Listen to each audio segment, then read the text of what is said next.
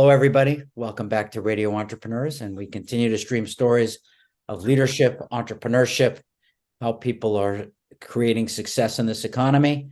And every week we like to check in with Mark Furman, Director, Shareholder of Tarlow, Breed, Hart Rodgers, for our legal segment, Entrepreneurship and the Law. Welcome back, Mark. Hi, Jeffrey. Great to be with you.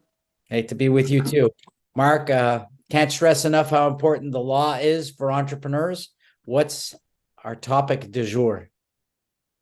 Well, I wanted to talk about getting legal advice before you make critical decisions, as opposed to talking to your lawyer after a situation has blown up into a legal problem, because I'm all about seeing if you can prevent legal problems from happening. Much easier to prevent them than to solve them once the situation has become explosive. So consult your lawyer early. The challenge, I think, for some people is when their lawyer tells them that they shouldn't do something that they want to do. And the importance of it, I think, is whether or not you have trust in your lawyer and the advice that they give you. And if you don't, you may be tempted to talk to a different lawyer and maybe see if you can find a lawyer who will tell you what you want to hear rather than what you need to hear. Because a lawyer's job is to not whisper sweet nothings into a client's ear and tell them what they want to hear. Their job is to try to protect them legally. And so that at times in a situation, particularly an emotional situation where a client feels wrong, it can create a little bit of a conflict. And but if lawyer one is telling you one thing and lawyer two is telling you another, I'd be very concerned.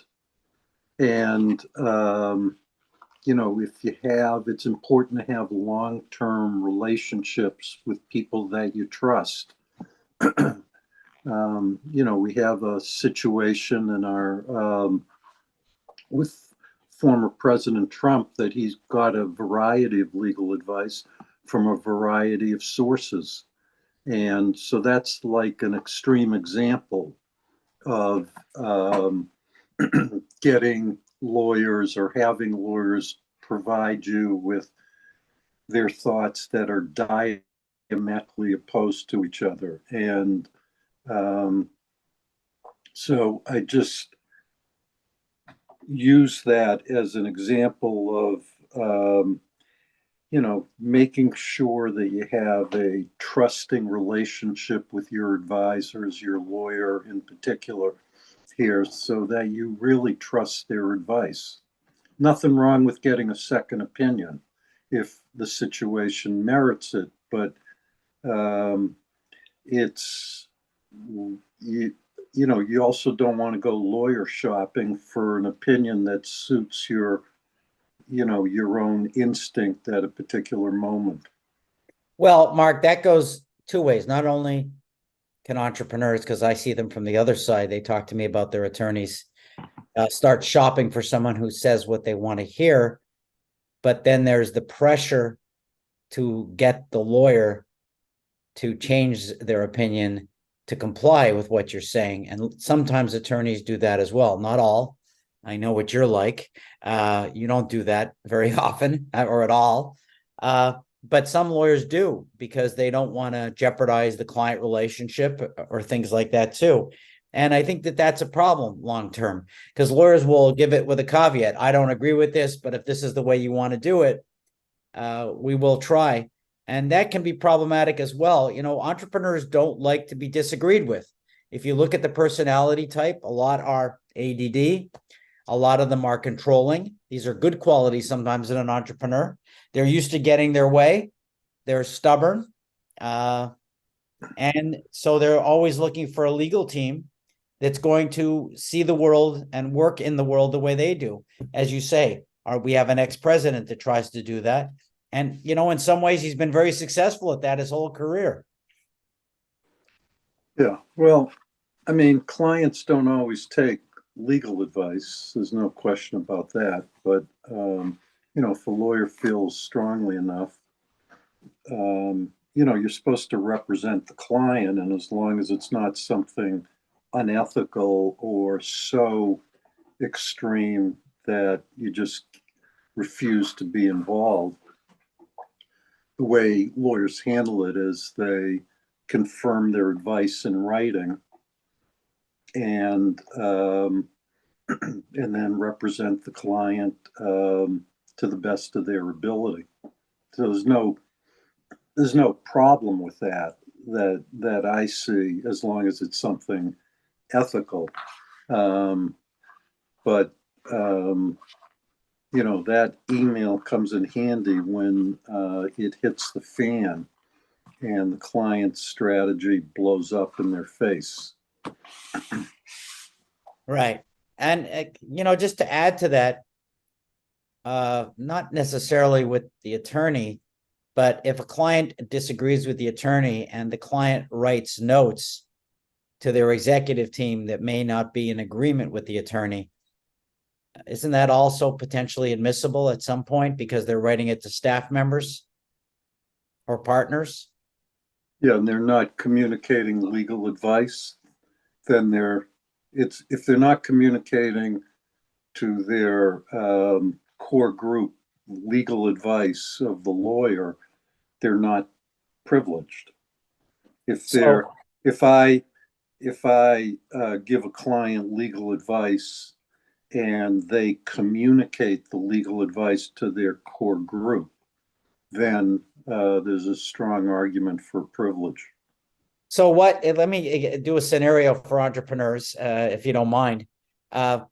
You give me some perspective on something, and I write my partner a letter and I go, I've been talking to Mark. This is what he's recommending. This is what I'm thinking of doing. Is that admissible? Um, well, I think if there's a difference between what I'm recommending and what you're thinking of doing, the part about what you're thinking of doing is probably discoverable and potentially admissible uh, as an admission, although provided you do it. If you don't do it, then it's not so clear. But these things get very technical. So if there's an email, I've been talking to Mark and he said, the part about what he said is privileged as long as it's not published outside the company and stays within that core group. But the part that then begins, but what I'm thinking of doing is why, that part is not privileged. So That's why I said it to you the way I did. And I think a lot of people who run businesses do that, and they'll start to think on paper, or I call it paper, by texting or emailing. And my feeling is you got to keep that to a face-to-face discussion with whomever you want to talk to. yes, it can be, I mean, a lot of people sort of think out loud. And when it's reduced to, an email or a text, it's usually not helpful to the client's position, because certain types of claims have intent as relevant. So what's the party's intent in taking a particular course of action? So it's one way the other side can prove intent. Right. An intent to defraud, an intent to engage in unfair or deceptive conduct. So I forget the old saying, never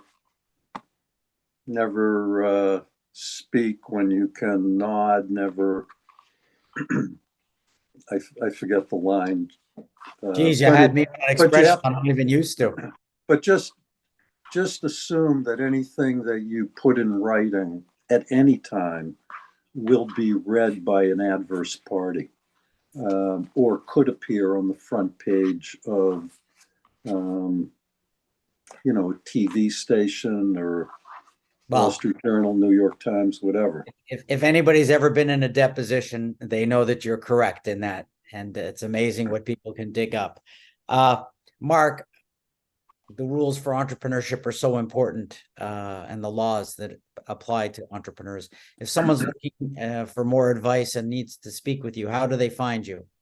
I can be reached at Furman, Furman,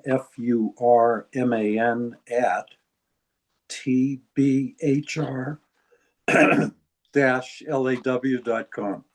Well, thank you again, Mark. And hopefully your cough will be a little bit better next week. Remind everybody this is Radio Entrepreneurship and Entrepreneurship in the Law. And we'll be right back after this break.